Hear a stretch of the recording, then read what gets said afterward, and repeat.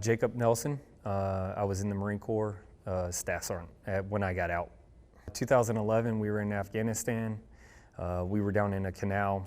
An IED went off and blew me into the back of a canal, kind of messed up my back. Later herniated, we found out it was herniated disc, ruptured my AC joint in my right shoulder, and just really kind of banged me up pretty bad.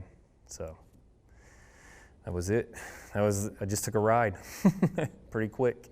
I would say most of my physical injuries are pretty manageable. Back injuries are just part of life. Getting old, you just end up wearing down. But I would think most of my injuries, I would say most of my struggle would be PTSD with that.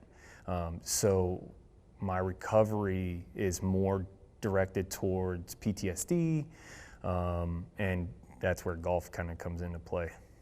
2007, I was an SOI instructor, and a buddy of mine, we were getting small classes, so we would get in and out of, we'd have long periods of daytime where we wouldn't have to work. So we would go to the golf course and just hit golf balls. And then when I started getting hurt, and they were talking medical retirement and everything like that, I really kind of wanted to find something to get into.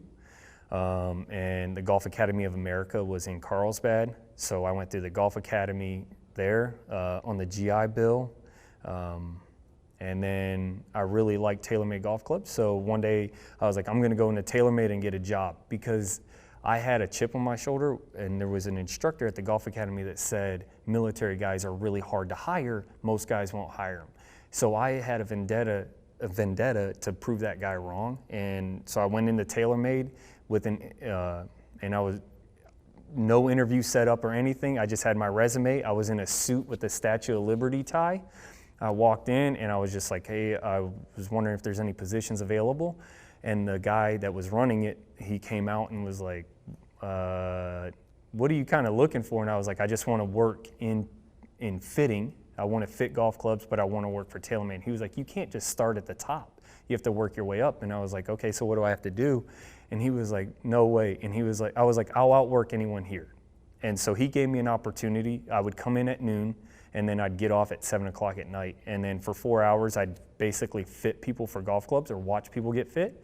And then I'd have to clean the range, the golf balls, basically all the hard work in the evening to prove that the cool work in the afternoon was worth it. So that was kind of I wanted to prove that guy wrong, and I definitely wasn't gonna walk away without getting that job. I'm not a big social guy. I don't hang out with a bunch of people. I'm pretty close-knit. I have 3 kids, my wife.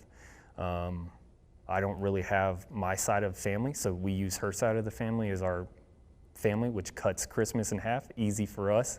But that's kind of my support system. My kids, my wife, and just my immediate small family.